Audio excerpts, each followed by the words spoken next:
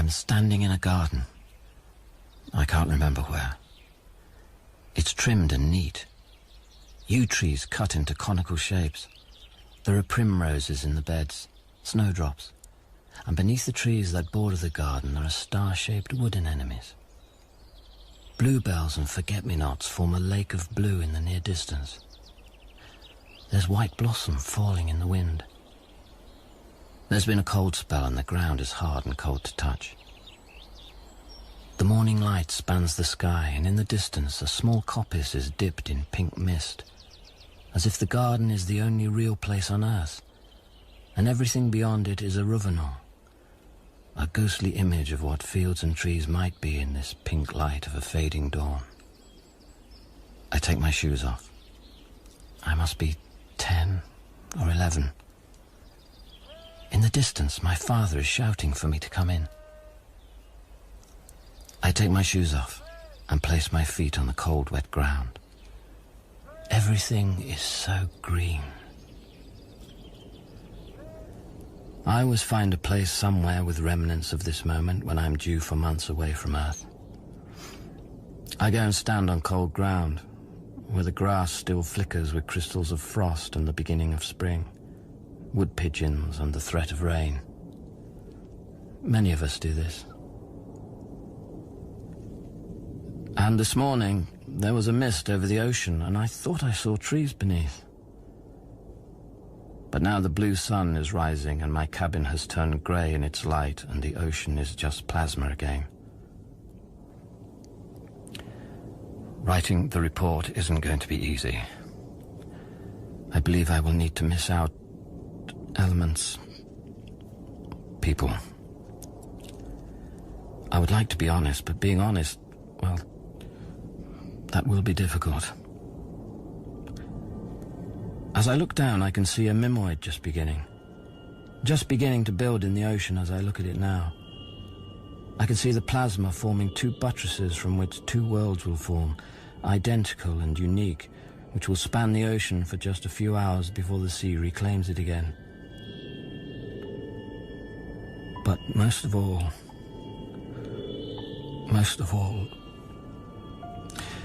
no. I'll start with the landing. Of course, the landing.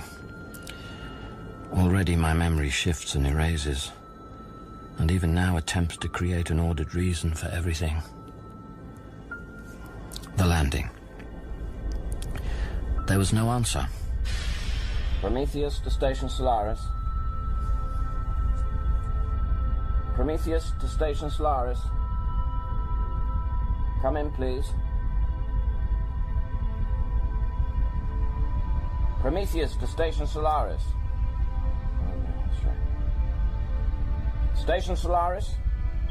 Adjust course. Adjust course. Station Solaris, come in, please. Adjust Correct my course. Station Solaris, come in. Come in. Is there anybody there? Gabarian. Adjust course. Gabarian. Someone must be there. Please come in. Course corrected. You are on the correct flight path. Docking in 20 seconds. Sit back and relax. 17. 16. Station Solaris, I'm about to land. 15. 14. 13. 12. 11. 10. 9. 8. 7. 6. 5. 4. 3. 2. 1. Docking. Docking. Docking.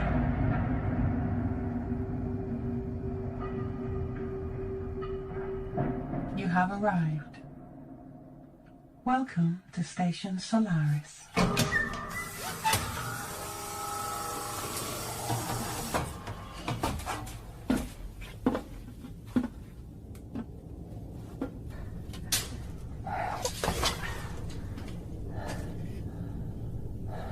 Nothing.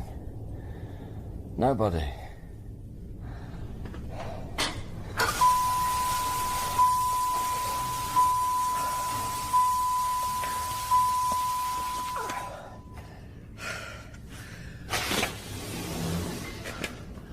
Hello?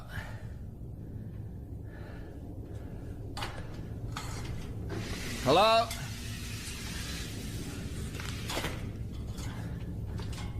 Hello?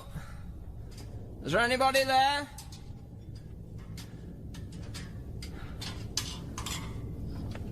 Hello? Hello? Who? Ah, somebody at last. You don't know how good I don't know you. I don't know you. What do you want with me? You were expecting me. No. You were? No. You were told. No, I wasn't. Are you all right? Yes? Why?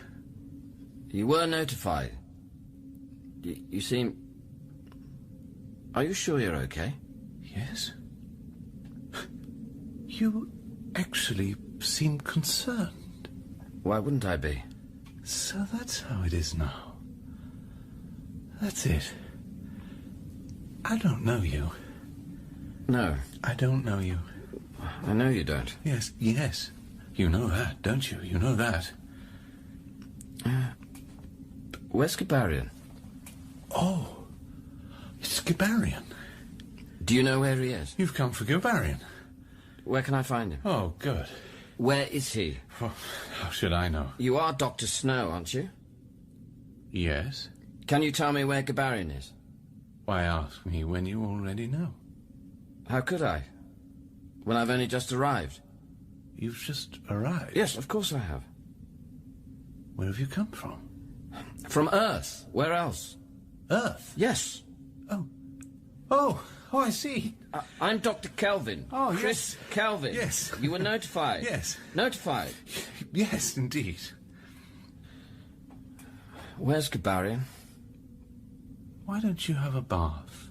Come back in an hour. Where is he? There's been an accident. An accident?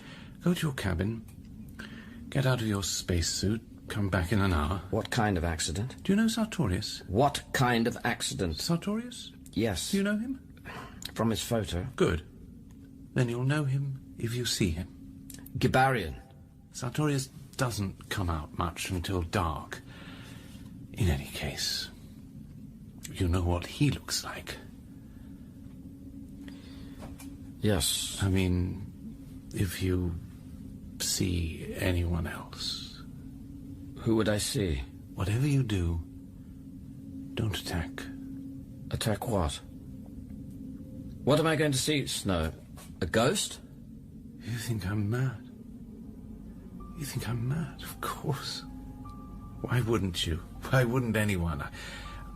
I just wanted to warn you. That's all I can do. You've been warned. Yes? What am I going to see? I don't know. It depends on you. Hallucinations, you mean? Hallucinations? No, not hallucinations. You've got to be on your guard. Against what? Is that what happened to Gibarian? Come back in an hour. I think I'll speak to Sartorius first. You can try. Won't he speak to me? He'll be in the lab. In an hour. Come back then.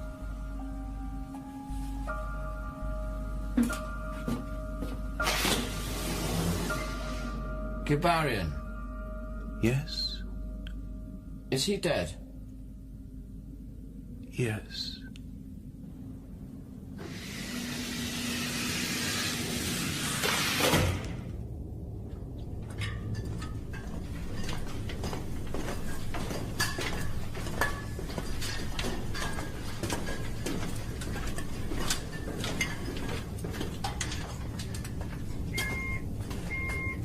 Dr. Sartorius. Dr. Sartorius. I've just arrived. Dr. Chris Kelvin, you were expecting me. From the Prometheus. It's important. May I speak with you? Dr. Sartorius. Sartorius.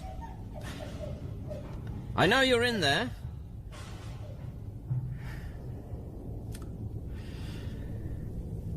Why don't you speak to me?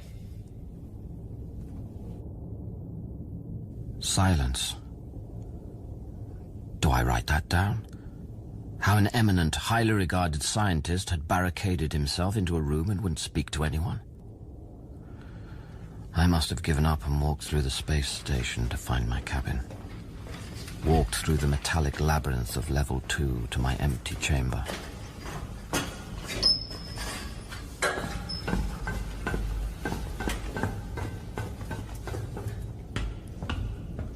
I opened the door to my room. Yes, I remember the red light of Solaris' second sun, the red sun flooding over every part of the space within.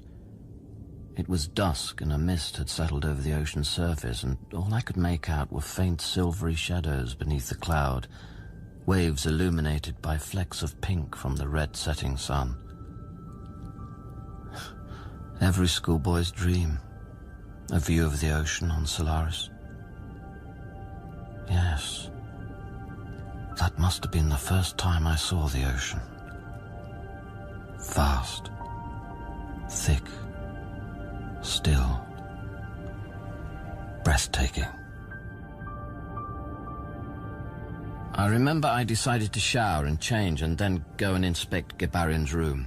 Yes, that's what I must have decided to do then. I'll write that. But no. No, I won't include what I noticed as I turned away from Snow, as I left him in the library. No, my report won't include that. What I saw.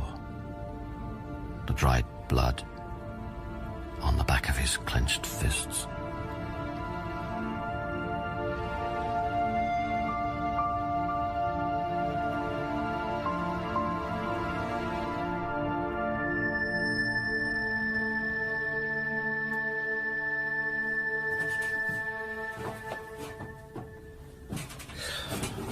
What a mess. He was always messy, Gebarian.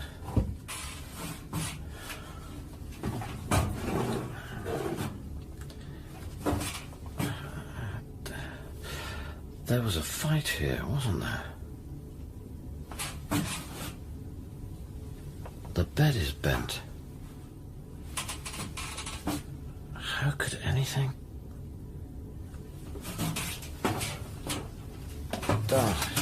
His alloy recorder, I'll have that.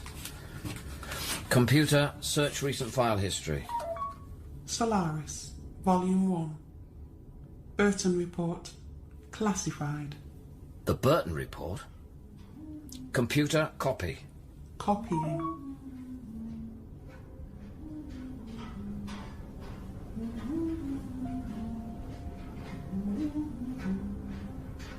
Dr. Gebarian. Dr. Gebarian, is that you? Are you there? Copying complete. Dr. Gebarian, is that you? You talk to me. I won't hurt you no more. Dr. Gebarian. It's not him. No. Of course not. No, you're not there now. You belong. Below.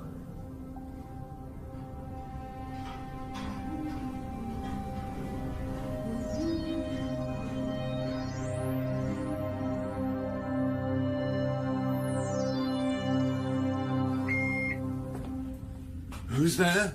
Kelvin, of course. Are you all right? You said come back in an hour. Yes, of course. Did you forget?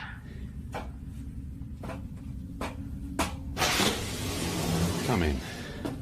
Did you shower? Yes. Have you been in Gebarian's room? Why do you ask? I thought you might. It's a logical thing to do. Yes, I had a look. Did you find anything? His alloy recorder. Ah.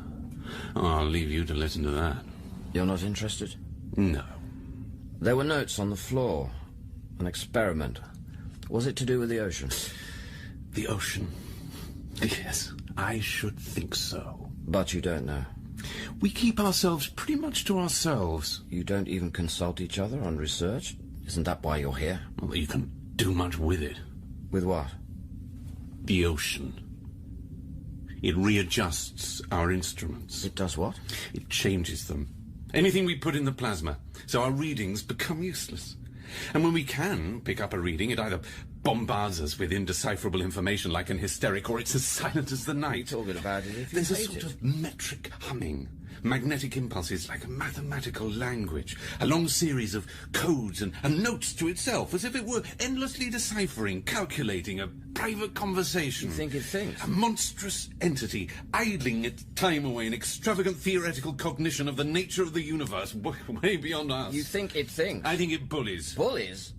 Because it's caused instruments to malfunction? It's a lump of uncommunicative, vindictive plasma, that's what it is. That's my discovery, my current theory. Why was Gabarian looking at the Burton report? The infamous Burton report. It's classified. Banned, you mean? Classified. Did you see anyone? You mean Sartorius? No. What do you think happened to Gabarian? I don't know. Was he dead when you found him? Yes. Rammed into the locker.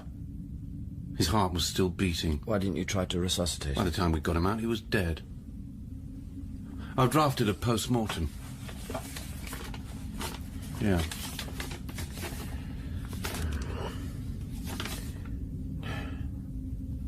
A postnostal injection? Yes. Suicide? Indeed. But that's impossible. Implausible. Is it? Did he have any symptoms? Depression, anxiety. You know more about that sort of thing than me. He injected himself and then hid in the locker. Is that what you think? So it wasn't just depression, it was also severe paranoia. Perhaps. There's only one signature on this. Sartorius seldom comes out. You mean he won't come out? He's locked himself in? Maybe. You're deliberately obstructing me. Am I? You both are. You tried to talk to him? Yes. And he wouldn't? No. Are you sure you didn't see anyone, Kelvin? No. I heard something. Ah. A woman's voice. An African woman. Yes. How did she get here? Do you know who she is? No. Come on, Snow. We're totally isolated here. Cut off. Things are confused enough as it is. Why don't you just tell me what you know? I won't think you're mad. Mad? No. God, no. Did Gabarian go mad? No. I think he'd still be here if he had. So your report of a breakdown is a fabrication? I suppose so. You suppose so? Why not write the truth? You'll have to write a report, won't you? Yes, of course. I will remind you of this conversation when you write it. Why won't you tell me what's been going on here? You wouldn't understand. Try me. Shh, shh, shh, shh. Don't open it too wide. Don't frighten her. I just want to see her. Where did she come from? I don't know. I really don't know. She reminds me of a hospital Gabarian was working in. Some photos I saw in North Africa. But that's... Is anyone else here? Possibly. How can there be other people here? It won't make any sense to you. Just tell me. I will, but not now. Snow. Not now. You wouldn't understand now. There's no point in telling you now. I'm not being difficult. There really is no point. Later, I'll tell you later. Will she attack? I shouldn't think so. Where are the gas pistols? They're over here. I'm going to try to talk to Sartorius again. He's usually in the lab. Is he still conducting research on the ocean? Maybe. And Gibarian's body? In the morgue, level 1. I'll go there after. We'll talk later then. Yes. Kelvin, it isn't that I won't. It really isn't. It's just... I can't.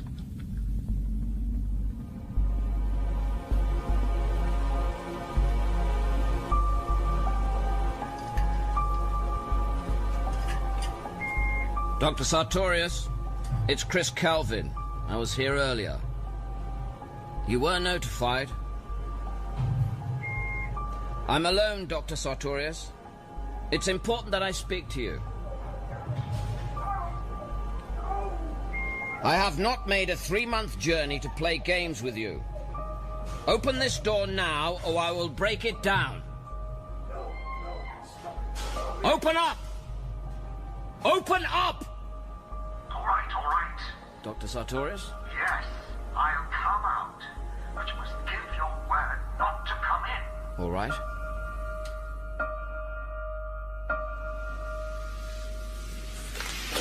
Well? My name is Dr. Chris Kelvin. I was a colleague of Gibarian from the Academy. Yes, I know who you are.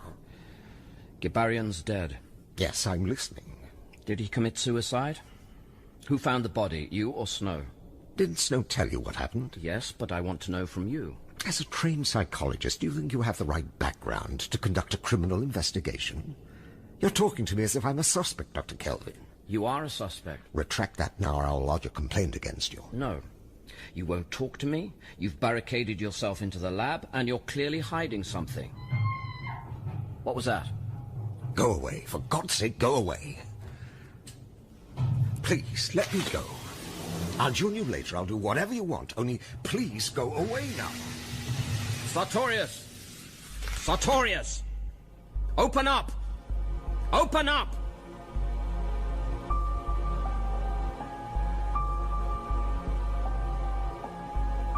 And then the morgue. I partially removed the cloth to see his face. Gibarian looks unfamiliar.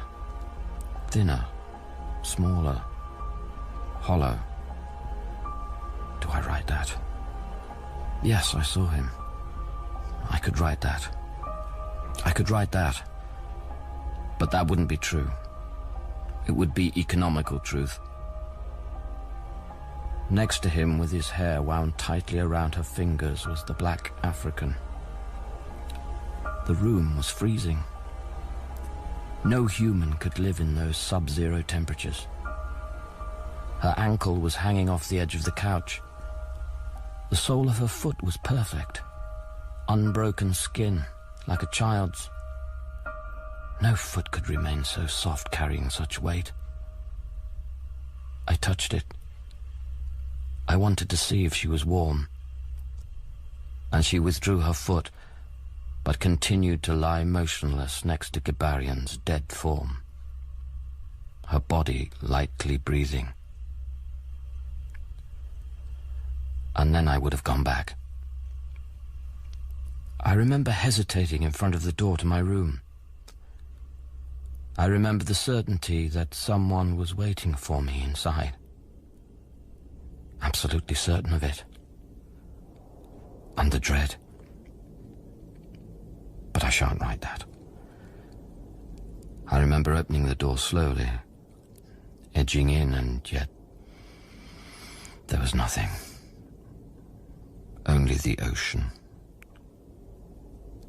I would have laid back on the bed and watched it heave and fall through the cabin window. The plasma twisting in viscous forms. A mountain, a sphere, sea anemones, swirling polyps. And then the two spinning buttresses began to rise up through the circling gas. And the ocean roared. And I watched my first mimoid form. The buttresses are coated with steam and matter that twist outward into numerous long filaments, like thin arms seeking each other. And then they begin to build. Both buttresses spin out from the center and make an exact mirror copy of each other. Network after network, like a vast open tapestry, and then more intricate, defying gravity, transfiguring into complex machines, buildings, towers, roads, into what appears from above to be city after magnificent city. This process takes about 2 to 3 hours. A monumental civilization of intricate units, each unique in its form, but with its sister reflected across the other side of the Mimoid. After this frantic beginning, the Mimoid begins to slow. Even more considered and fragile forms appear. Romanesque vaulting, Baroque cascades, alabaster-like, white carving of silent secret forms. And then the ocean stages its assault. Legions of waves surge, licking the side of the Mimoid. Now the Mimoid reacts to the onslaught with what can only be described as panic. Smooth, harmonious play of planes and lines accelerates, as if the Mimoid is hurrying to complete its task in the face of annihilation. The harmonious drone of the ocean changes, and dissonance rings across this breathtaking, crumbling world. The destruction grows more violent. The force of a hurricane streaming out of the depths and howling through thousands of galleries. There are final flutterings, winged contortions, a giant hawk moth in the gaping mouth of a tornado. The Colossus finally sinks, and the space where it once stood grows still and finally silent. Every observer of this phenomenon feels like a spectator at a public massacre. It is awful to watch. You are transfixed in terrible awe, watching a fight to death. And then it was over. My first Mimoid. And finally, I remember. I close my eyes, taking myself back to where I always go when I'm tired, when I'm scared. I stand in the garden. It is raining. In the distance there is a mist that covers everything. So the only thing that seems really real is where I am standing now, in my waking dream, in the middle of a garden. Rare.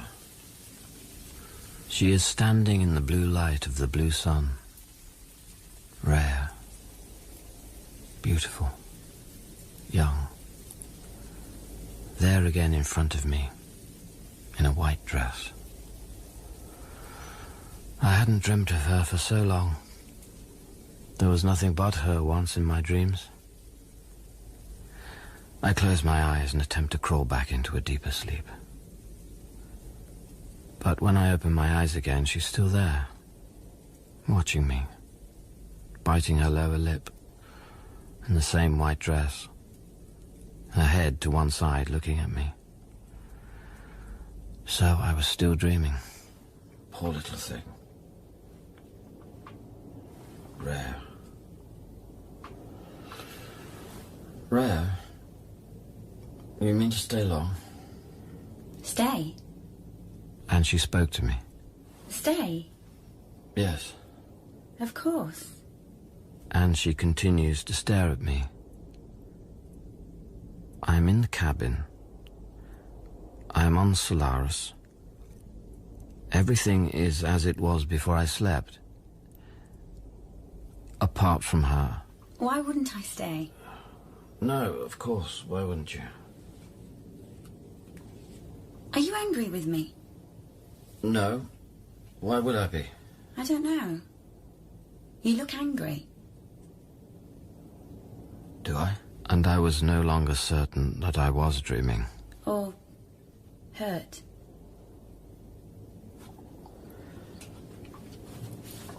How did you get here? I don't know. It was easy enough. Is it important, Chris? No. I came across you when you were asleep. I didn't like to wake you because you get so cross. But you're not cross. No. Rhea, Yes? Where are we? Oh. At home?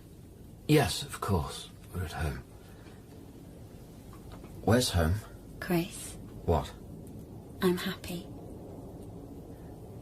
That's good. Yes, it is, isn't it? Feeling happy. How long were you watching me? Not long. It was nice to watch you sleep. I always like watching you sleep. Peaceful. You weren't here before. Before when? Before I was sleeping. No. You were asleep when I came in. Where are your things? What things? Other clothes? I don't know. Maybe in one of the lockers. I'll go and see. No, not there. Nor there. Have you hidden them? No. Played a joke? No. Well, I don't know where they are. They'll be somewhere. You need a shave. Yes.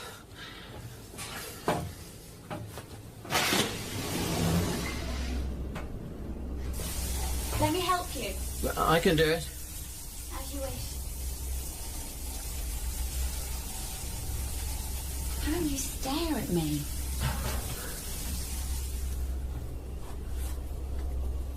Chris? What is it? Chris? Yes? Are my things in another room? Perhaps. Is there another room? I have this feeling that something has happened. Has something happened? I think I've forgotten. I've forgotten a lot of things. I can only remember you. I can't remember anything else. It will come back. Will it? Have I been ill? Yes. In a way, you've been ill. There you are. That explains it. Yes. That's looking better now. Now you've shaved. Clear skin. Yes, that's much better. We're all right, aren't we? Yes, of course we are. Couldn't be better. Couldn't be better. Are you sure we're all right? Only... I'm certain we're all right. There again. Cross. Is that what happened? I made you cross? I make you very angry and... No, you don't. No. If you say so. It's just when you answer me like that, I know that means couldn't be worse. No. Everything's good. Very good. Rhea, I have to go and do some work now. I'm going to have to leave you for a while.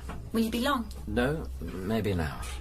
I'm coming with you. You can't come with me. I've work to do. I'm coming with you. It's impossible, Rhea. Out of the question. You must stay here. No. Why not? I don't know. It's as though I mustn't let you out of my sight. But I'll have to be parted from you sometime. No. Rhea. No!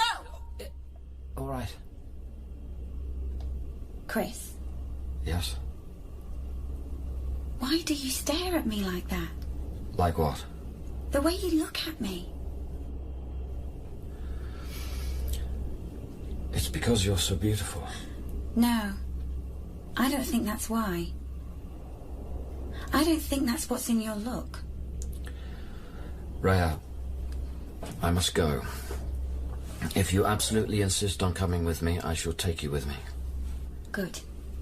Why are you barefoot? I don't know. I must have left my shoes somewhere. You'll have to take your dress off and put this on. Flying overalls? What for? Are we going on a flight? Yes.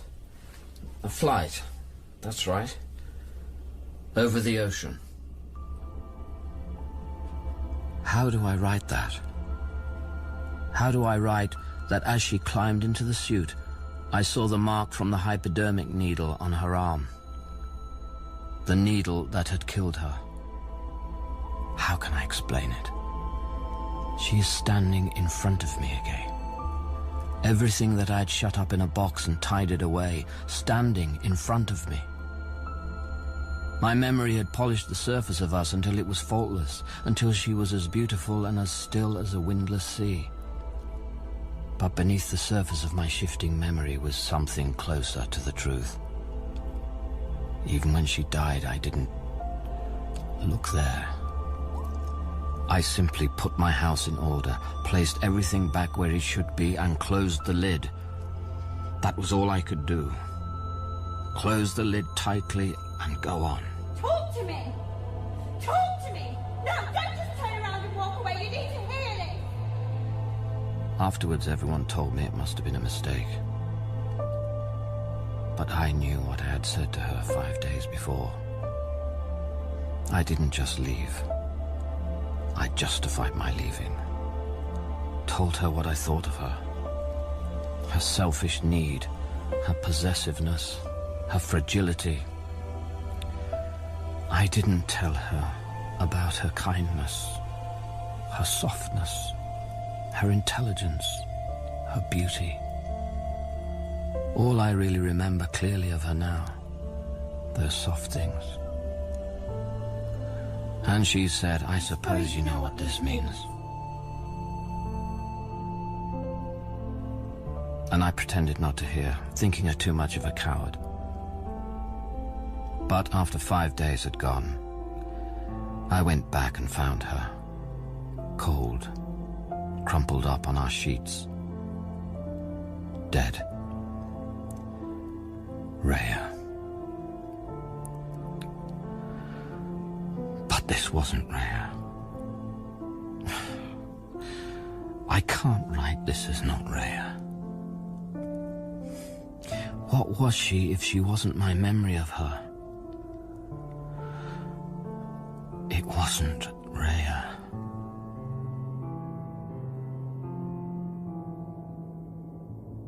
And then I took her to the docking bay.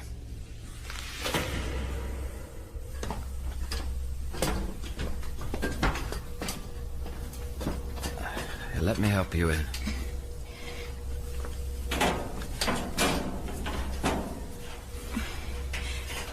Aren't you coming flying too? Yes, I'm just going to set the coordinates. Comfortable? Can you see me? I wasn't intending to launch it, just to lock her in for an hour or so I could think, so I could plan what to do. I walked away.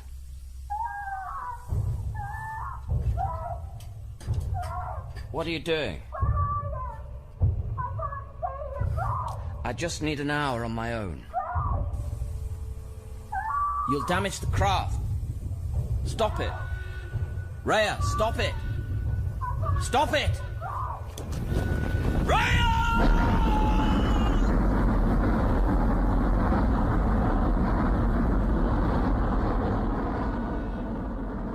And I watched the craft spiraling into space.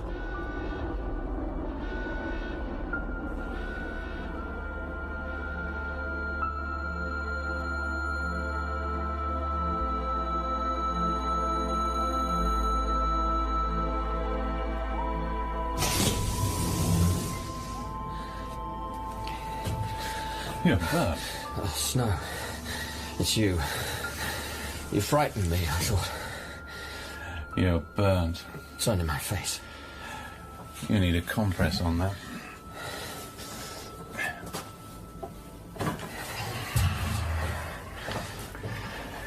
Well? Well, what? You've had a visitor, haven't you? Well, I am. Are you ready to have a chat? I think so. And you got rid of it already? I didn't mean to. I mean, it was an accident. You didn't try drugs first? Poison? Judo? Do you want to discuss this thing seriously or not? Ow. Sorry. There. You'll heal. Well, now. You've rid yourself of whatever it was, and we have 2 or 3 hours at our disposal. What do you mean? If I tell you a story, will you believe me? Go ahead. It started with Gabarian. He locked himself in his cabin and refused to talk to us except through the door. thought he'd gone mad. Why didn't he tell you? How could he? Who'd believe him? Anyway, he's a scientist to the last, wanted to solve it himself, didn't he? How long did it go on for? About a week. We thought he was having a breakdown. I gave him scopolamine. And he took it? Not for himself. But drugs don't work on them. On the third day, we decided to break down the door, but then, well, by then, we had visitors of our own. We had our hands full, you see. When they're with you, they don't like to be apart from you. No. Here, let me show you. A burn mark? Launching a craft like you. Caught out with the thing going mad inside, banging against the walls, rupturing the metal till you think they're going to break out. I panicked, just like you. You might have warned me. I did. You could have chosen a better way. You wouldn't have believed me. You could have tried. But I didn't know what you'd see. No one can know. No one ever knows. Will she come back then? Yes. Well, yes and no. She'll come back, but it'll be as it was on her first visit. She won't remember or even know that you tried to get rid of her. If you abide by the rules, she won't be aggressive. What rules? It depends on the circumstances. Stop talking to me in riddles. I'm not. You don't understand. All right. Can you tell me who your visitor was? A woman who... She died. An injection. A suicide? Yes. Is that all? No. That's not all, is it? No. That's not all. There was a quarrel. I lost my temper, packed my bags, cleared out. I was certain she didn't mean it. I was certain. I didn't hear from her. 5 days later, I went back. She was dead. You poor innocent. What do you mean by that? It's a tragic story. Yes. I mean, no. You still don't see. Of course, it's a terrible burden to carry around with you. You must feel like a murderer. I see this. But there are worse things, you see. Worse things. Are there? Yes, and I'm comforted that you don't believe me. I don't understand. A normal man. What is a normal man? A man who has never committed a disgraceful act. Maybe he never had uncontrollable thoughts. Perhaps something, a phantasm, rose up from somewhere within him 10 or 20 years ago. Something he suppressed and then forgot about. He didn't fear it then, as he knew it would never develop and lead to action on his part. And now, suddenly, in broad daylight, he comes across this thing, this thought embodied, riveted to him, and indestructible. But you're not criminals. You call yourself a psychologist, Kelvin. Who hasn't had a moment of obsession? A fetishistic moment?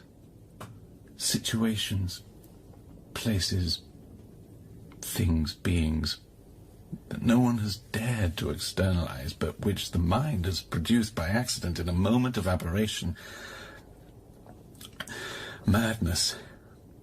And the ideas become flesh and blood. And that's what your visitor is? We take off into the cosmos, ready for anything. Solitude, hardship, exhaustion, death even, and there are moments in that gallant endeavour we think pretty well of ourselves. But we don't really want to conquer the cosmos. We simply want to extend the Earth's boundaries. We're humanitarian, chivalrous. No, we don't want to enslave other races. We simply want to bequeath to them our values and take over their heritage in exchange. It's all a lie. We're only seeking man. We're only seeking ourselves. We're looking for mirrors. No, we're searching for new knowledge. Mirrors, Kelvin. We're really searching for an ideal image of our own world. We go in quest of a planet, of a civilization greater than our own. At the same time, there's something inside us that we don't like to face up to, from which we protect ourselves, but which nevertheless remains. We're making contact. That's what we're doing here.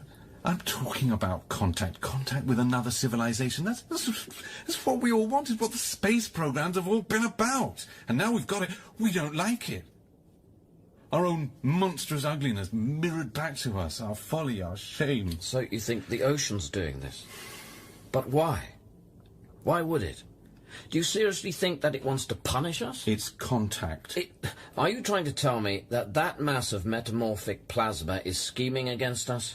11 days ago, we exposed the ocean to a high level of gamma rays. That's against the Four Nations Agreement and the Geneva Protocol. Why did you do that? It was playing with us. The ocean? Changing readings, tampering with equipment. Even the shapes, the plasmic forms, it was as if it was mocking us. The visitors appeared 4 days later. Perhaps the ocean reacted to the irradiation with a counter-irradiation. Perhaps it probed our minds and penetrated some kind of psychic tumour. Tumour? Yes. It's not so crazy. An isolated psychic process inside us, the memory decoded from our minds. It took an isolated memory, a horrific one, expanded it. The ocean read us. Read you? It doesn't appear to actually want to destroy us. Giving its metamorphic gymnastics, it could have done that already. It could have done anything it wished. Confronted me with your double, confronted you with mine. That's why you were so alarmed when you first saw me. Yes, in fact, how do you know that it hasn't done? How do you know yourself? She doesn't know, does she? They don't know. How do you know I'm Dr. Snow, who landed here 2 years ago? Huh? Oh, that's enough of that. We're two happy mortals. I could kill you.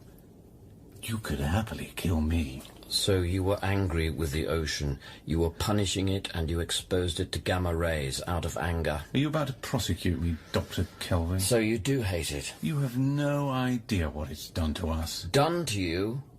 Is that how you see it? Yes, that's how I see it.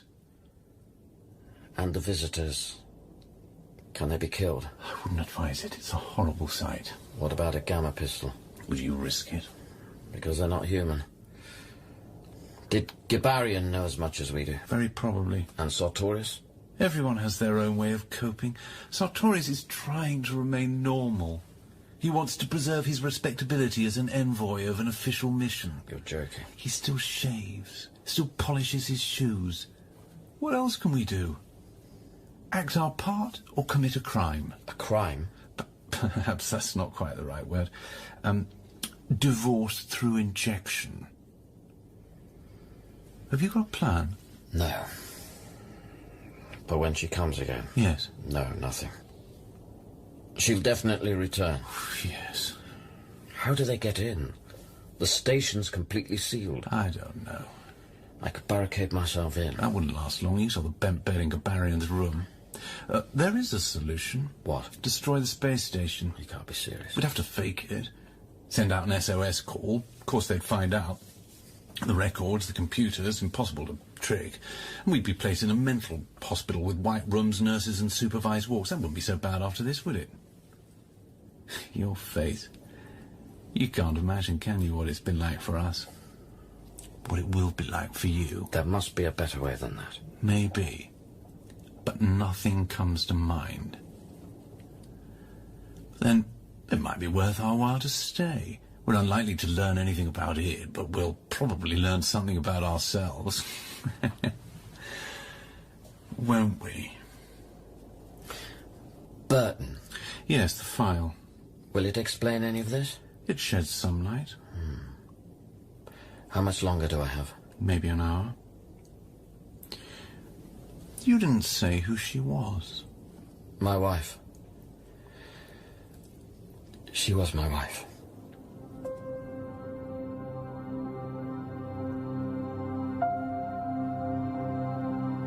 And then Snow would have left. And in my report I could describe the red sun sinking over the ocean and once again bathing my bleak cabin with warm orange light. Or I could describe the bleak sensation of waiting and a tidied up box, a place of intolerable sadness being wedged open again, and the painful contents being handled, mulled over, examined, and then left scattered outside of the place I so carefully left all her memory. But even that won't begin to explain the sinking dread of it. Andre Burton, something tangible. Yes. I decided to listen to the band report of Andre Burton. I worked as I have always worked. I tried to keep myself busy. Burton was ultimately regarded as a renegade pilot, though he had been the first pilot of the Shanahan expedition. After his mission to Solaris, he had been in and out of mental institutions for the rest of his life. He had now reached a mythical status in the history of Solaris research. I had heard rumors of the contents of his report, but believed that the original no longer existed. Burton Report 2505 B. Classified. I'd reached 200 meters in cytoplasmic form, a mimoid. It had become very difficult to maintain altitude due to violent gusts of wind. Suddenly I realized my machine was heading towards a wall of fog again, and I had to maneuver it against the wind. But when I looked down again, I saw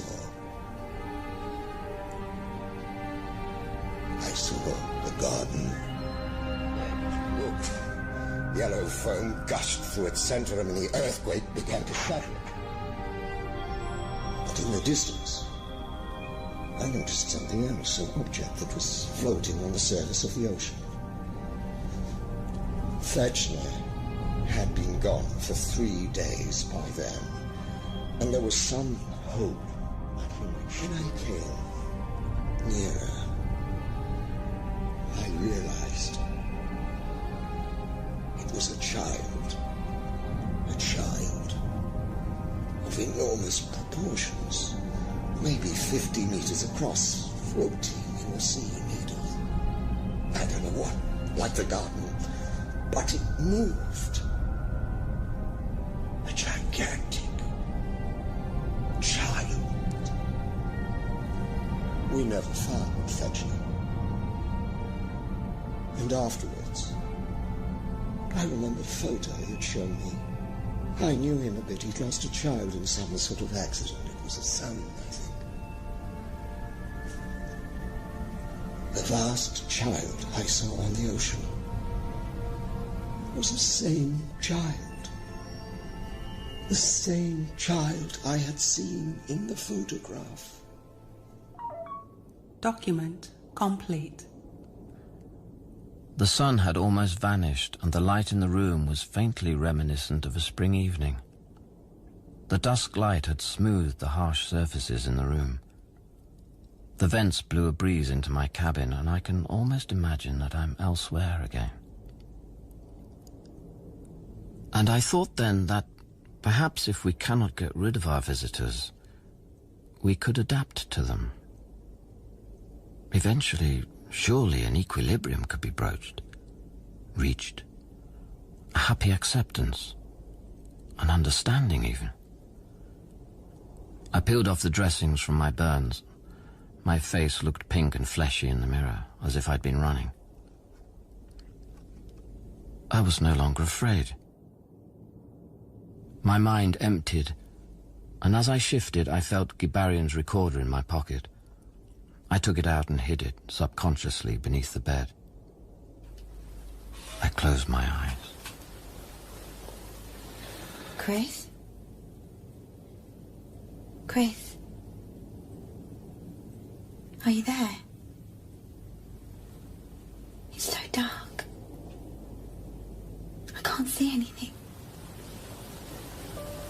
Come here. Come here, my darling.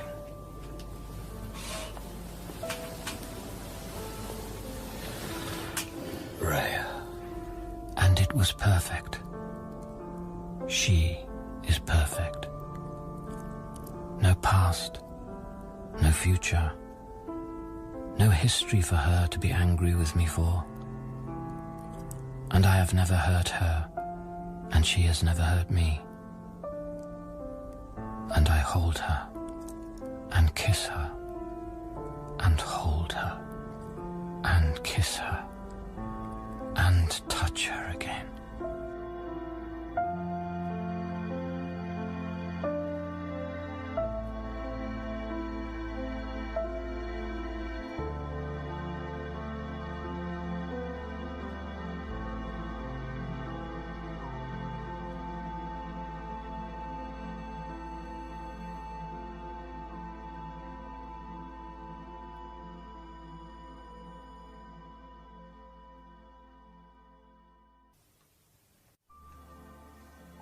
So, what have I learned?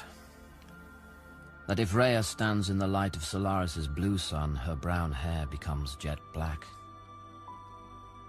I'm writing my report. Trying to write my report. Shifting through what I can include and what I can't. What either hurts too much or what will be combed over, seen as impossible, banned even, seen as the mad babblings of a grief-stricken middle-aged psychologist. The Academy will only place such babblings in a box and throw away the key, and possibly me with it. Lying seems to me to be the only alternative. Gabarian's death was suicide. I understand that now. He was driven to it by his visitor. His visitor, who lies next to him in the morgue in sub-zero temperatures, breathing. His visitor who Dr. Snow and Dr. Sartorius believe the ocean on Solaris conjured up, as it has conjured up their own visitors, as it conjured up mine, my dead wife, Rhea. Rhea, whose long hair looks jet black in the light of the setting blue sun. I'll try and write it. I'll try and write what happened. And then I'll delete, erase, or reshape what I loved most. It was my third night on Solaris. I think Rhea had been sleeping, but I'm not sure if she sleeps.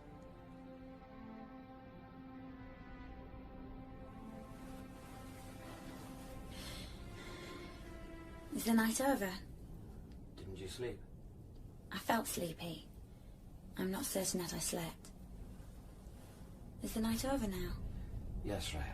The nights don't last very long here. No. It's beautiful, isn't it? The blue sun as it rises. There's a mist over the ocean. Come and see. You look so grey in the light. Not like you. Come and see. Yes, it's beautiful. Are we going to stay here for long? Quite a long time, probably. Don't you want to stay here? Why are you looking at me like that?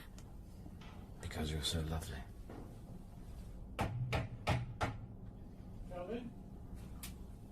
Kelvin? Yes? It's Snow. I know. Sartorius, he wants to talk to you. Is he coming out? No, the visual. He'll buzz you. And you? I'll be back in my cabin. You have company. Yes. You? Let's get back. He'll call you in a minute. You keep looking at me in such a strange way. It's as though... What? As though you were doubtful of something. As though you didn't trust me. You know I do. As though... I don't know. Something. There's nothing. The mist is clearing now. Yes.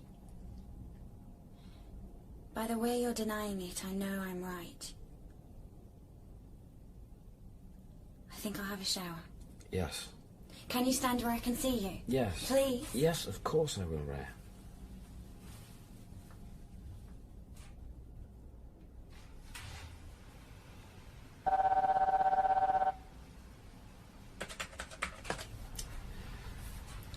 Good day to you, Dr. Sartorius. Snow. Indeed. Andrew Kelvin, Snow. I would like to raise the question of the motivation behind the appearance of the hanging fine creatures. They're not autonomous individuals, nor are they copies of actual persons. They're merely projections materializing from our brains based on a given individual. Yes? Yes, that's a good definition. The origin of the material lies on the most durable imprints of our memory, those which are especially well defined. Would you agree? Yes, I suppose so. Snow? Yes, yes. I won't be long. Snow, are you with us? Yes, I'm with you. One might conclude that we are the object of an experiment. An experiment? Yes, an experiment. But I don't believe that the ocean has the smallest inkling of the impact of the fire creatures. It's beyond its comprehension. You don't think it's premeditated? No. But why choose such specific memories? Why not choose happy memories? Sartorius? Everything's under control, everything. Unlike Snow, I do not believe that there is malice or deliberate cruelty. I wasn't suggesting that. I was merely trying to find, like we all are, an explanation. What I do think, obviously, is that we must join forces to find a way through continuing experimentation on the ocean, of not just curbing. No. Ridding ourselves of these. No. Sartorius? We must find a way of eliminating the unknown. Go. Eliminating? Sartorius, I can't see you. You're not on the screen. Sartorius? Let me go. He's gone. I must go too. Snow? Now. We'll talk later. Who are those men? Scientists. Good scientists. Yes, I think so. What do they want to get rid of? They made a mistake. A mistake? They created something. Now I suppose they don't want it. They created it. Oh, I think so. Maybe the ocean created it for them. Have they created monsters? Perhaps. I'm going to take a shower. Monsters? I'm taking a shower. Monsters?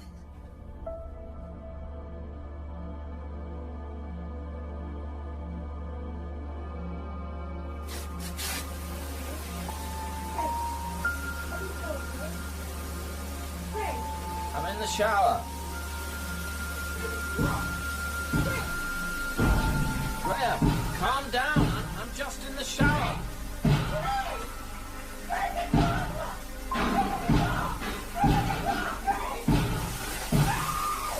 Rhea! There you are! There you are! Come on. Lie down. Of course I'm here. Why did you lock it? Why did you lock it? Come on, lie down. Lie down. Shut your eyes. Breathe slowly. It's all right now. It's all right. Lie still. That's it. Wait till you've recovered. Shh, don't talk. Just breathe. That's it. That's right. Chris, Yes, Rhea. what happened? You're bleeding. What happened to me? I'll get some bandages for your hands. Glass all over the floor. Can you remember what you felt? No, I saw you weren't there. You weren't there, Chris, and I was suddenly very afraid. But I was only next door. I was in the next room. You could hear the shower. But it was locked. Force of habit. Tried to open it and I couldn't get in, and then I can't remember anything else. Nothing else? No, Chris. The door frame. I couldn't have done that. I don't understand. What are you doing? I'm just taking a blood sample. Check that you're 100%. All over. There. Let me bandage your hands now. They're badly cut. She had torn a lighting strip from the ceiling and there was a crack in the paneling. The door to the shower had been ripped off and the metal door frame was bent. I leaned forward over the microscope, and beneath my gaze was a vast desert flooded with silvery light strewn with red corpuscles, which tremble and wriggle behind a veil of mist. Rhea's blood. I refocused and penetrated deeper. A single corpuscle detached itself. I enlarged the image. It was flawless. Everything as it should be. Then I remember we walked around the space station. She seemed happy. Rhea on a happy day, laughing and running her hands across my shoulders, her fingers through mine. I was deceiving her. What else could I do? Deceive her. The blue sun sinks into the horizon and we return to the cabin, undress, and I curl myself around her. And as I lay with my hands in hers, I see the nails that were torn on the shower door have already grown back. And the cut that was across her hand is already a scar. And that too is now fading.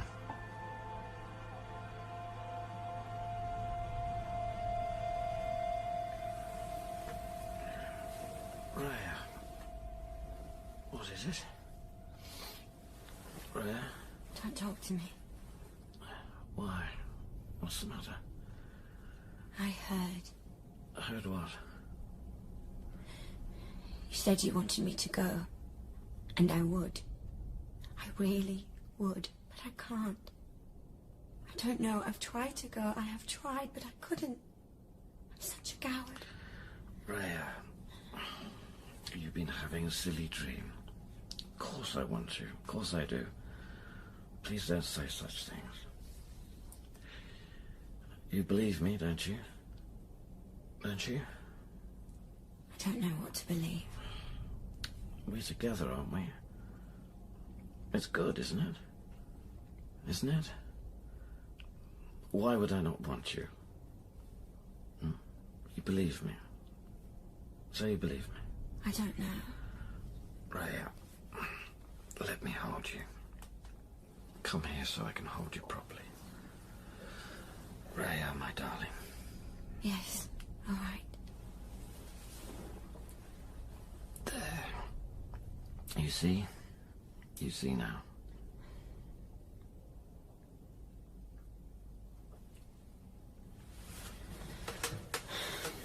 It's no good.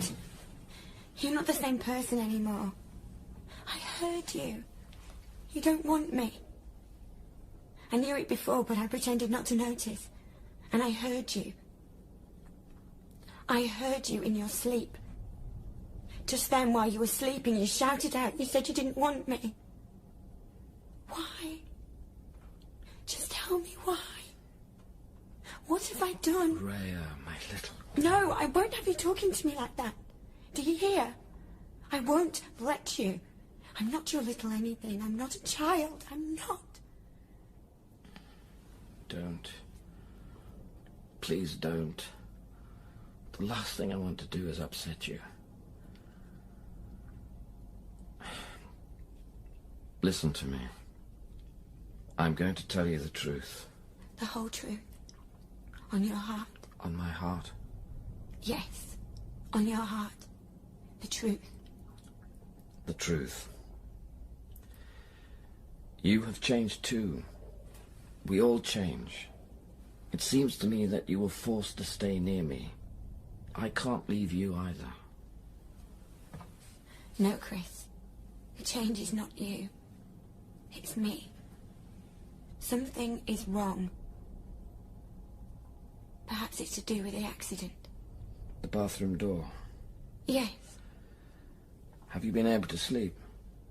I'm not sure. I have dreams, but I don't know if they are really dreams. I lie here and can't stop my mind from thinking. And what do you think? Strange things. I don't know where they come from. In what way? I get the feeling as if they were not from inside myself. I can't explain it. I can't put it into words. It must be some kind of dream. Look, let's put the light out, and we'll forget our problems until the morning. Okay? Yes. Okay.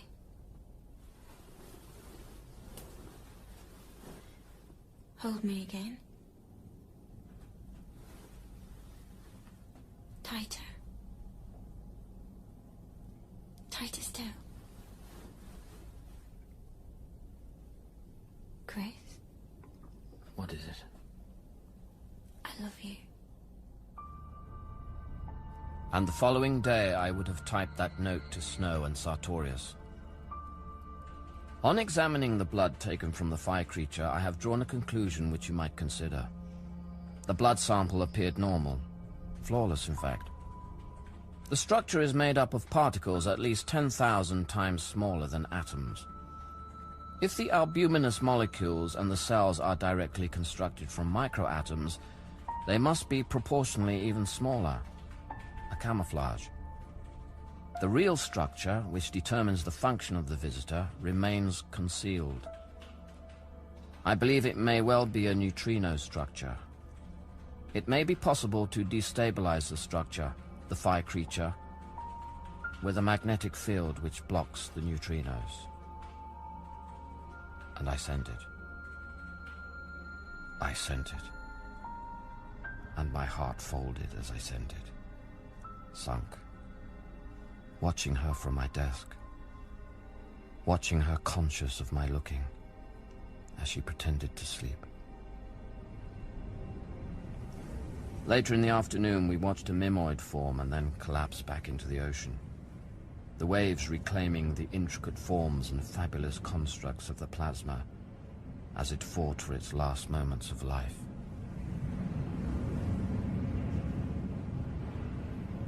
It's a terrible thing to watch. But beautiful. The ocean. It's too frightening to be beautiful. Can't things be both? There. The sea's calming down again now. What is it? It's a message from Snow. He wants to talk to me. What are you doing? Have you got your headphones on? Yes. Why don't you want me to hear what you're saying? And she can't hear me? We're just talking shop, Ray. Why can't I listen? It's work. Are you sure she can't? Yes. It's at night it reads us. How do you know? Sartorius has been observing it when we're both asleep. The modulations change. He's quite convinced that this is when the ocean penetrates into us. So? Sartorius wants to beam an electroencephalograph of our waking thoughts at the ocean. Our conscious brain. Rather than our unconscious, exactly. We think that's what it's picked up from us, unconscious thoughts, desires, dread. Will this last long? Not much longer. We want to use an encephalograph of your brain. Are you opposed to the idea? Are you opposed to the idea? I don't think it'll work. All right. There's another option. Sartorius has been working on a Roche apparatus to eliminate neutrino particles. It's not completed yet.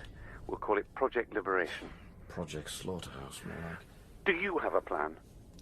What about the energy released? You're opposed to this, too. I just think it's potentially dangerous. You don't want to be liberated. I didn't say that I was opposed to it. I said I thought it was potentially dangerous. It's better than nothing.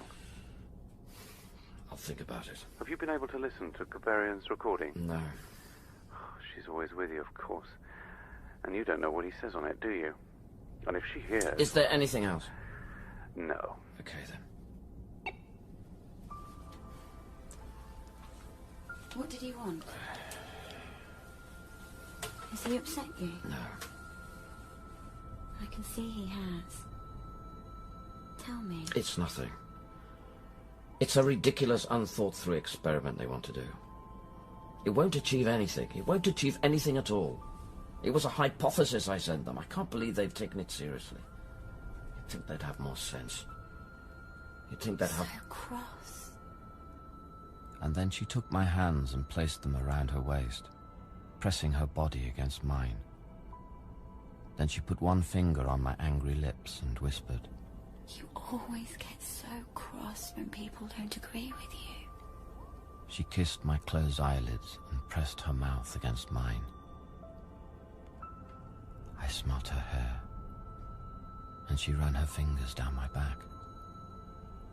I touched her soft skin, her neck, along the backs of her legs, and held her, and kissed her, and held her, and kissed her.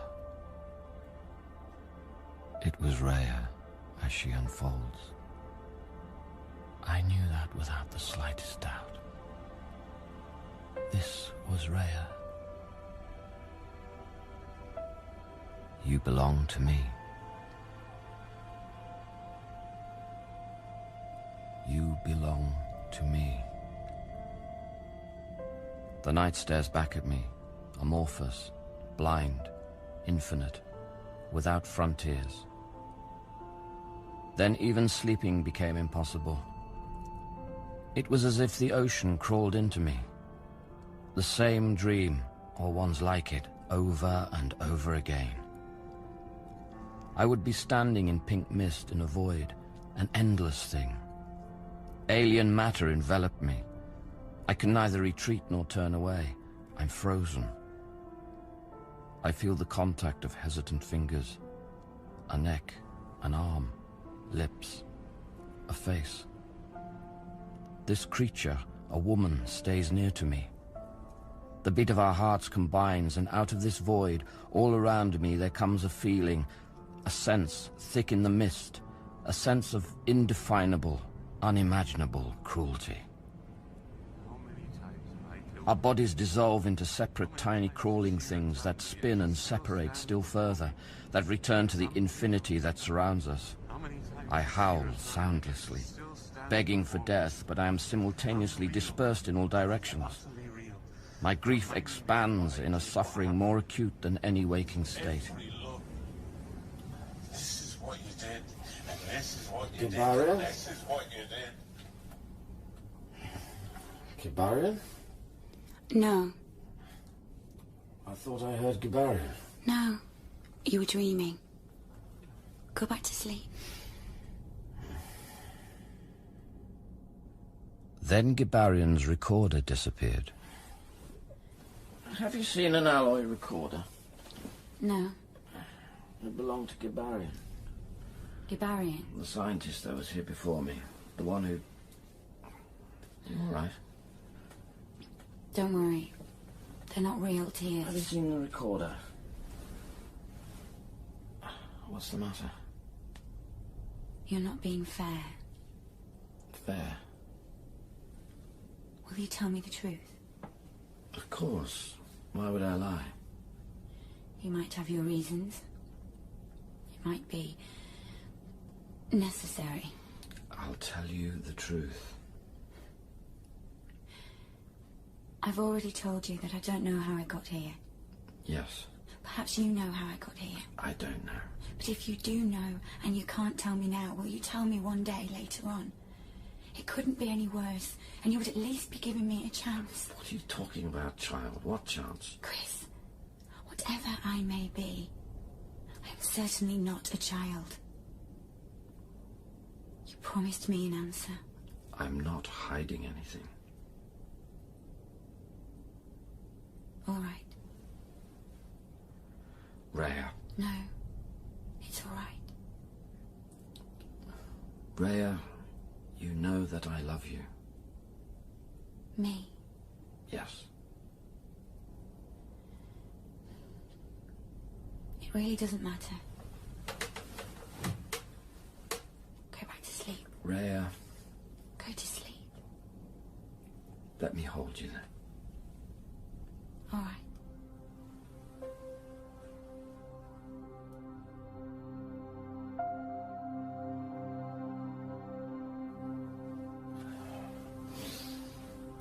Rhea? Rhea? Where are you? I ran out of the cabin and into the corridor outside. At its end, there was a huddled white form, throwing itself repeatedly against the floor. A freezing vapor filled the space.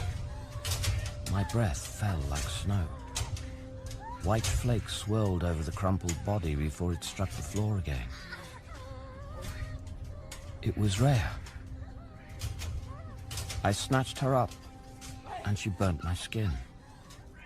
Her face was contorted with pain, and her lips were covered with a layer of thick frozen blood. Her tongue was a mass of sparkling ice crystals. She had taken liquid oxygen. Splinters of glass crunched underfoot as I brought her back to our room. Her breathing became more and more labored. Her ribs heaved under her white skin. Her bones creaked, and her face creased up in unimaginable pain. Pink foam appeared around her mouth.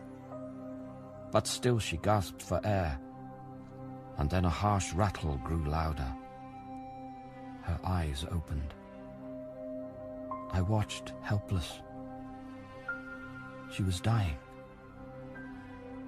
I felt no pulse in her wrist, and yet she still looked at me. No, no! I waited for her final breath, and I did not realize what was happening. Her color began to return. She rolled her head away from me and brought her hands up to her face. It didn't work. It doesn't work.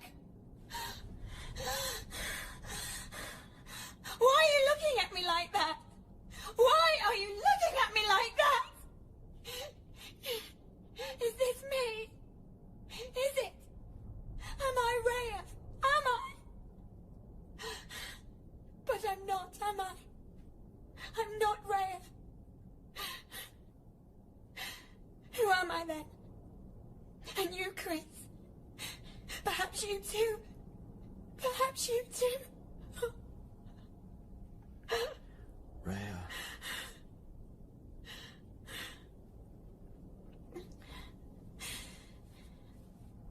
I frightened you.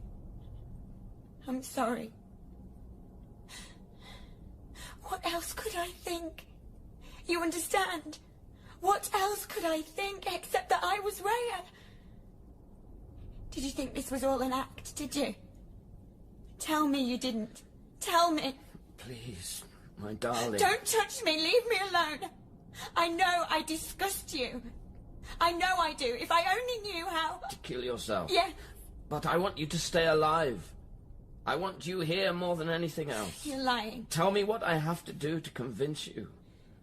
You are here. You exist. I can't see any further than that. It's not true. Because I am not Rhea. Then who are you?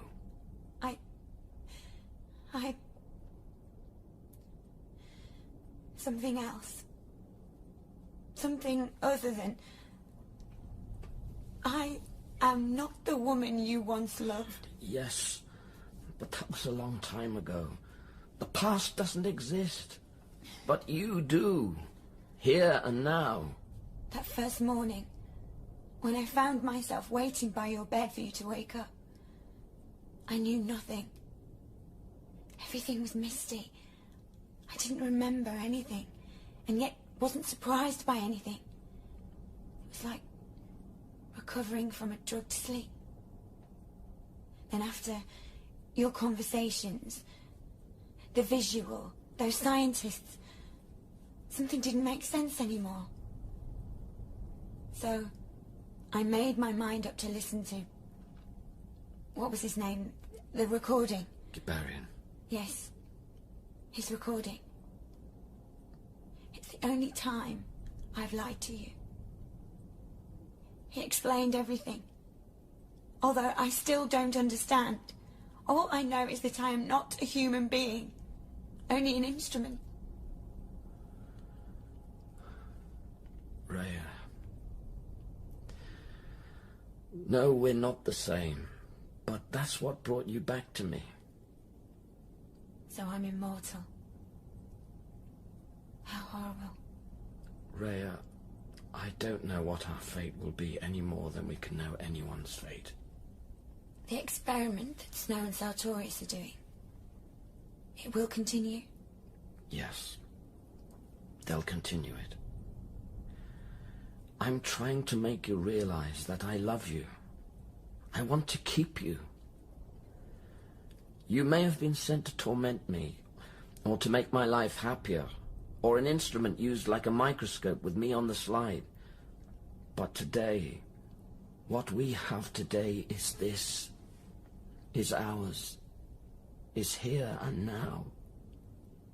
Please, let this be us together, for all the moments we have right now.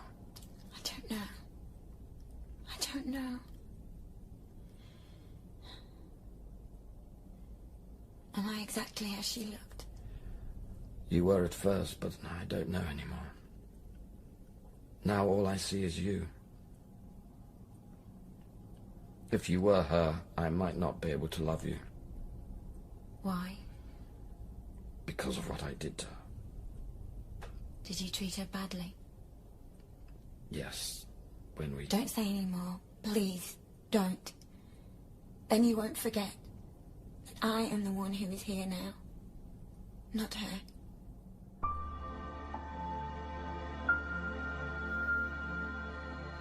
Sartorius and Snow became set on their experiment. I was convinced that it was pointless. Rhea agreed to wait outside the lab. She thought she might be able to manage it if she could faintly hear my voice. She stood outside the door. I knew it would be agony for her.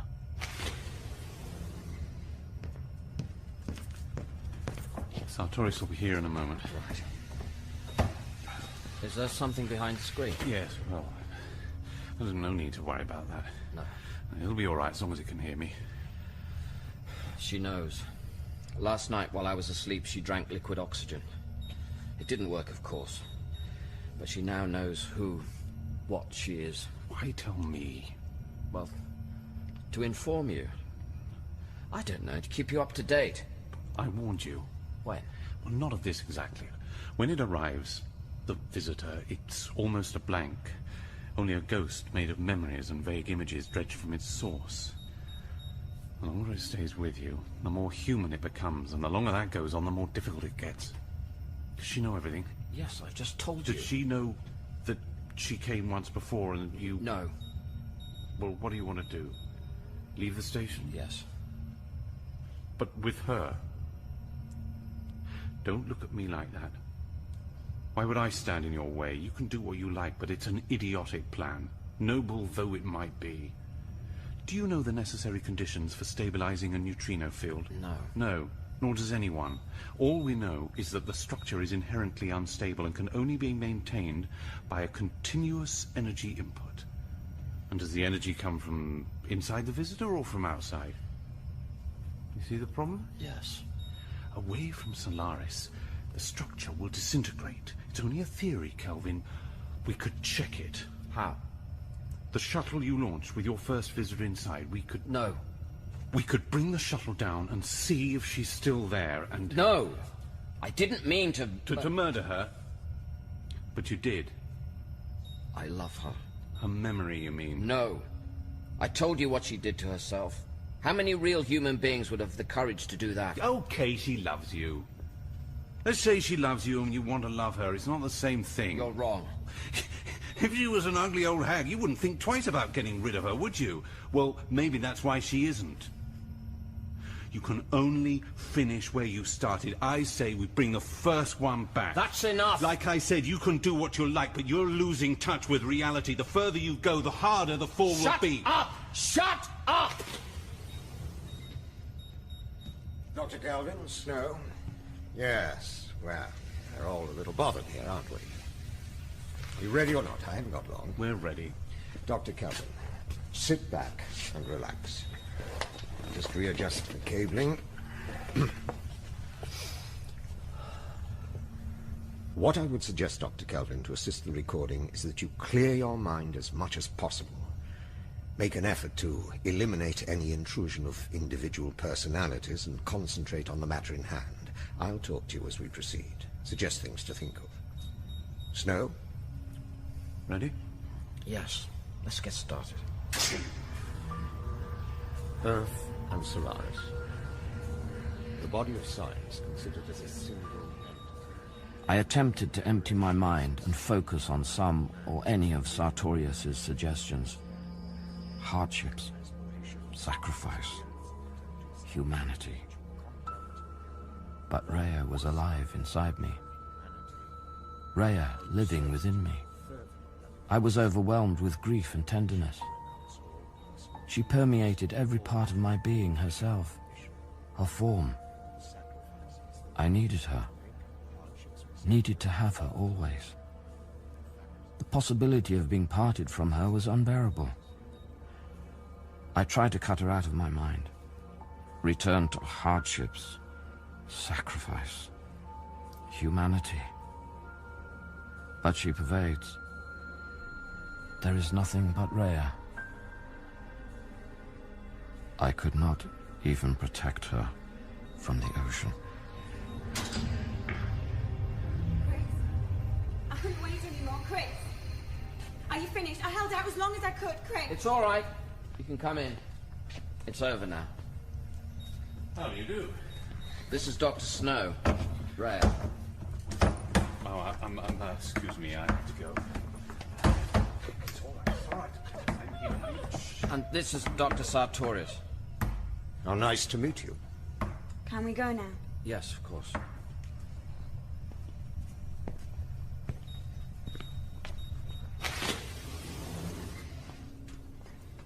Why do they stare so? You're a beautiful woman. Why shouldn't they? Who's he talking to? I don't know. His visitor? Yes. Yes, I should think so. Something not like me. Is that why they stare? Perhaps. Something not like me at all. No. Something much worse. Their shame. Rhea, I don't ever want to be without you. I know. Do you? Yes. I don't want to be parted from you for a single moment. Ever again. No.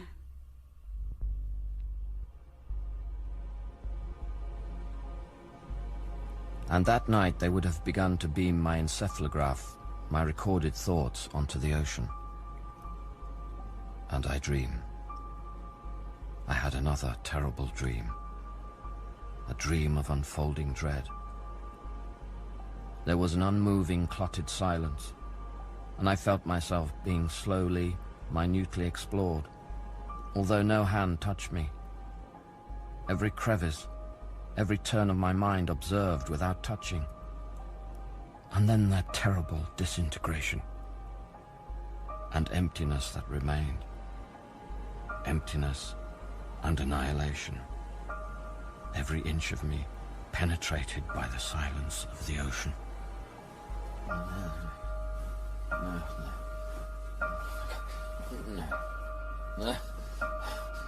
No.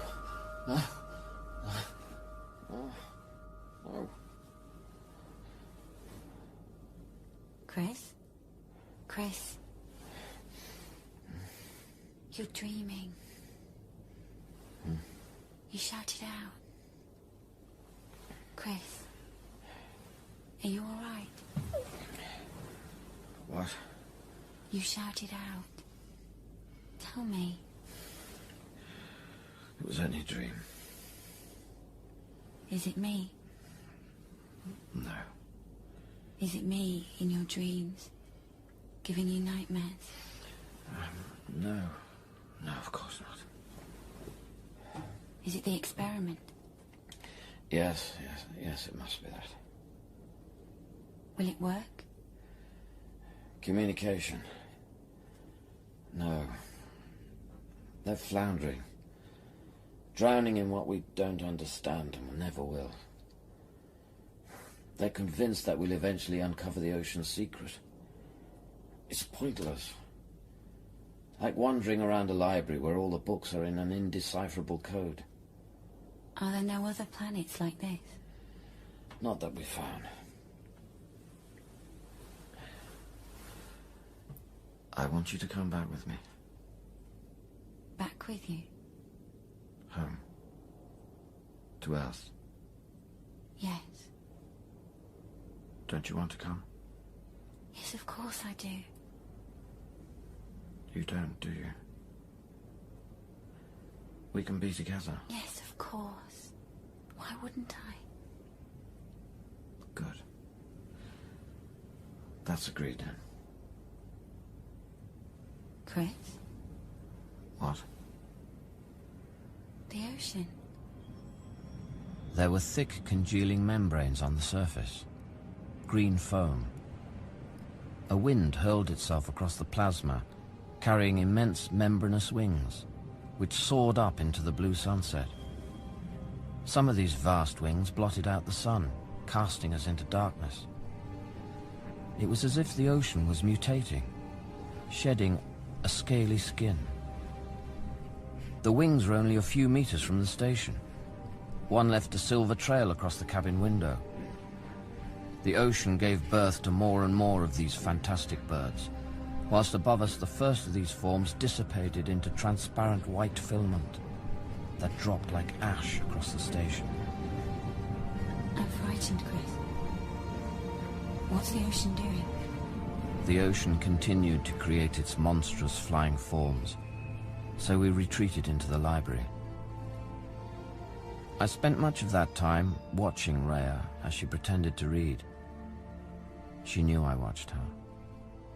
Waited for the blue sun to hit the skylights in the library and turn her hair jet black.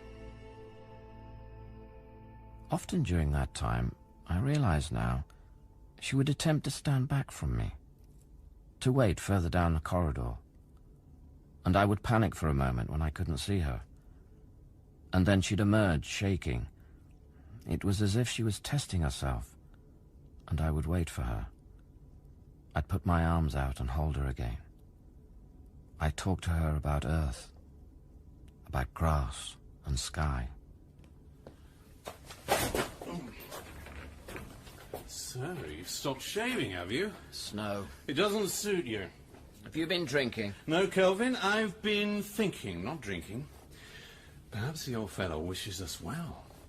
Perhaps it wants to please us, but doesn't quite know how to do it. It spies out our brains when all we get is the 2%, don't we? That's our consciousness. 2% of the working brain. That means it knows us better than we do. Hmm? We've got to reach an understanding with it. Don't you want to? Why don't you shave? Shut up. Gibarian stopped shaving.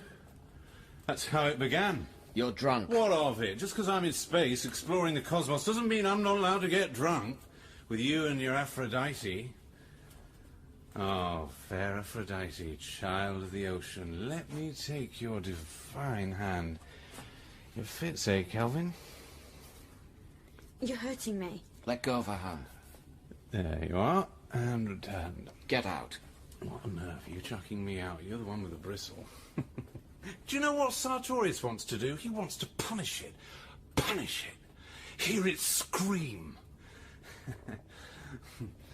Oh, excuse me, Aphrodite. Kelvin, excuse me. And go and shave. Is he ill? No. Just unhappy. Because of his visitor? Yes.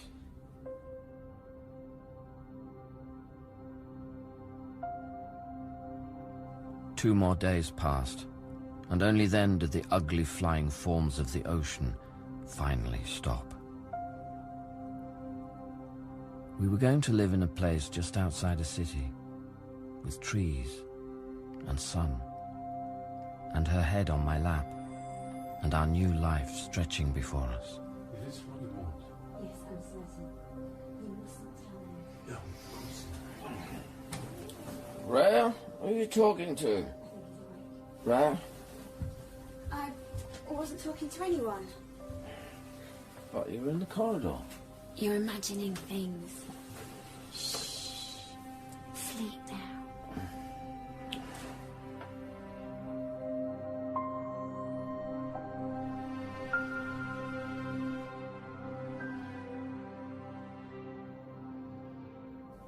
Do you like jasmine?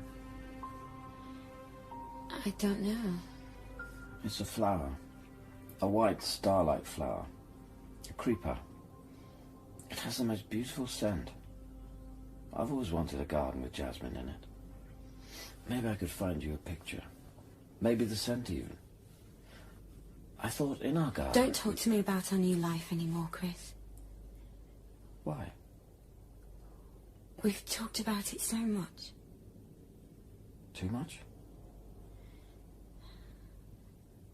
There's a glass of fruit juice on the side. Would you pass it to me?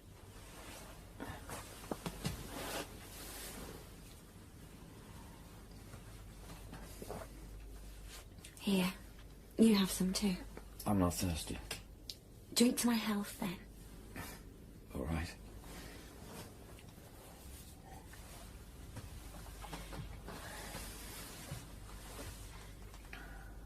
Tired? A little. Well, turn the light off and we'll sleep then.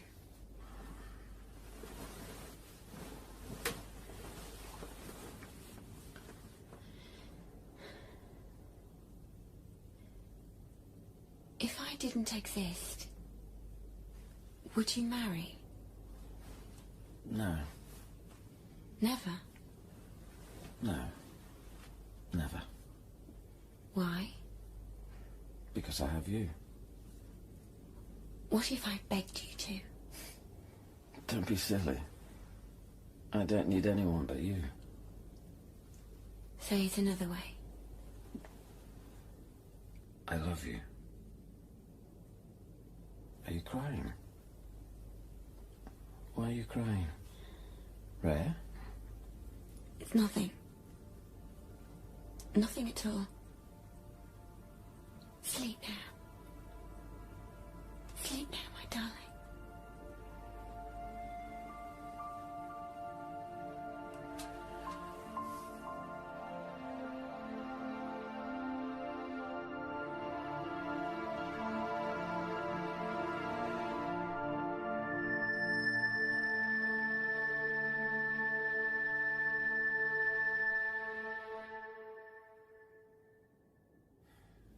Rhea? Is that you? Rhea, come back to bed. It's cold without you. Why are you sitting over there? It's not Rhea. Snow. Where is she? She's gone. What do you mean she's gone? You've done something to her. What have you done to her? She's dead. No. She wanted it. She's dead, Chris. But she'll be back. Drink this. No. You told her to drug me, didn't you? Drink this. How? Tell me how. Disintegration. Sartorius built a destabilizer and she disappeared. A puff of smoke and she was gone. But she'll come back. No. How do you know? The day the ocean went mad, since those winged forms, they don't come back. You killed her! Yes, and you would have done the same thing in my place. No, I wouldn't have. You must get her back. There must be something you can do. Blast it, X-ray it, throw gamma rays. No. It's performed an experiment on us. It's used knowledge which it stole from our minds without our consent. You want to destroy it. Didn't you? I just want her back. You couldn't have taken her with you even if the neutrinos had stayed together. Immigration, you'd have never got her through. You'd have been separated. Separated. And then you would have been found out. Do you think she didn't know that? That's why she tried to hang back from you, tried to stand away. Get her back, you bastard! Get her back! Here. What is it? A note. She left you a note. My darling, I was the one who asked him. He's a good man. I am sorry. I beg you to give me this one wish. Do nothing to harm yourself. You have been marvelous. Bring her back, Snow. Bring her back now. Don't you see, you ignorant? Don't you see? She gave you your freedom back. She gave you back yourself. She forgave you and then killed herself for you. Can't you see that? Can't you see that? My visitors... My visitors...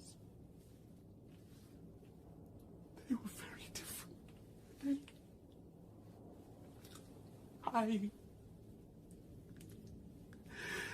You have no idea. You have just no idea.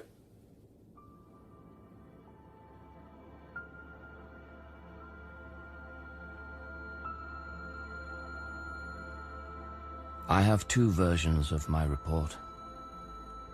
One is this, and one is a different account. A tidy, reasoned account, where the self and its memory remains unclouded, and Gibarian dies due to an overwhelming depression, not due to a visiting phantom and unfathomable, terrifying shame, believing in the end that that was all he was. Sartorius and Snow have decided to stay on. I will be returning to Earth in a month. Snow visits me most days to attempt to dissuade me. The ocean is blue today, the sun at its highest point. The sky is a darker shade of blue. Clouds are white and fluffy, and for a moment I'm already back. Before the plasma thickens, changes, bubbles into new, intricate forms. A tender monster to wave me home.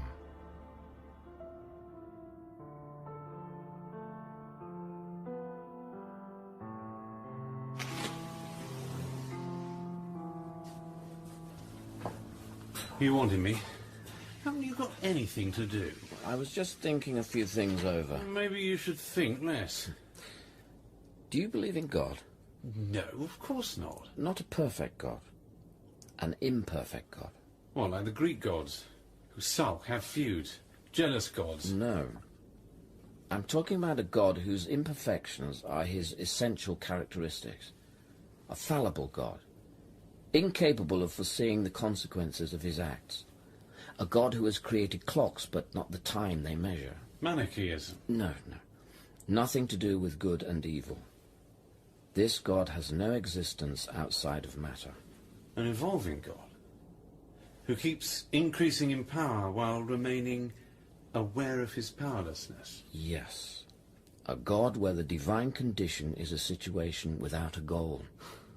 An understanding which he despairs of. And Solaris, that's what you mean, Solaris could be the first phase of this despairing God. And we will have been the baby's toys for a while. A child. Of course. Everything falls into place. The failure to achieve contacts. Yes. The absence of responses. Yes. And various other peculiarities in its behavior. Everything is explicable in terms of its behavior as a very small child. Yes, of course. A child. Yes.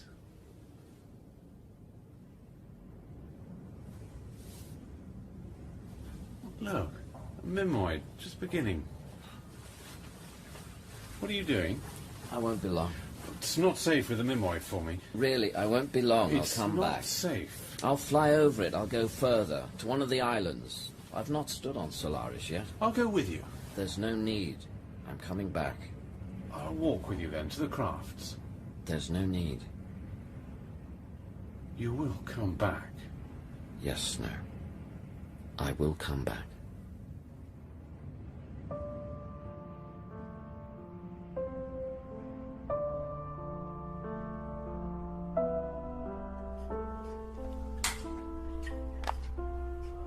I climb in, give him a wave and slide the hatch across. The jets spring into action and I'm away. I pass over the forming mimoid until I'm way over the other side and land on a small rocky islet.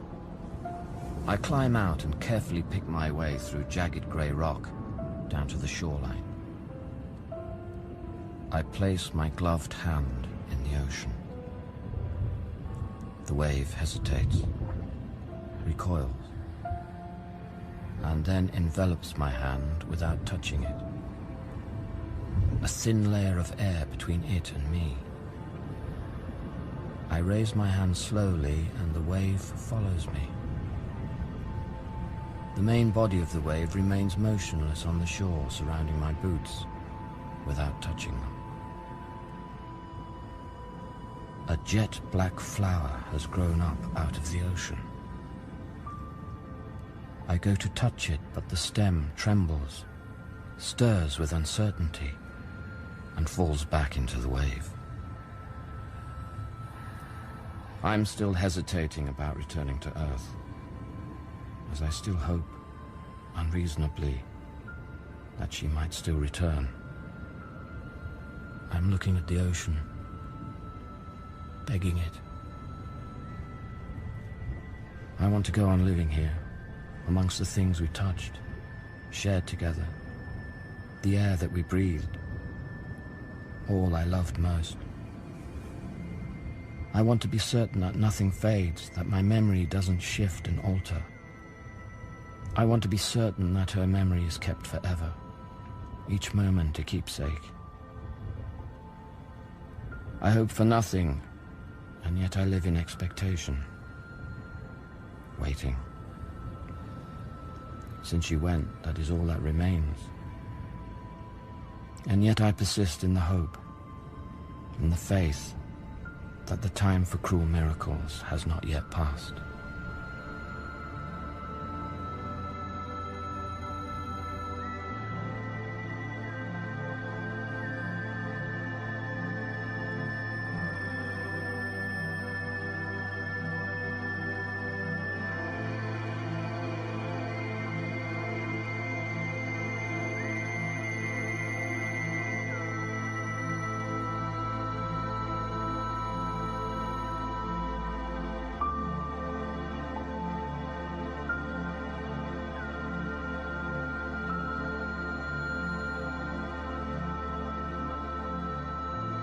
In Solaris, Chris was played by Ron Cook, and Snow by Tim McMullen. Rhea was played by Joanne Froggatt, and Sartorius by Stuart Richman. Original music was composed and performed by Alice Truman. Sound design was by Steve Brook. Solaris was written by Stanislaw Lem, dramatised by Hattie Naylor, and directed in Manchester by Polly Thomas.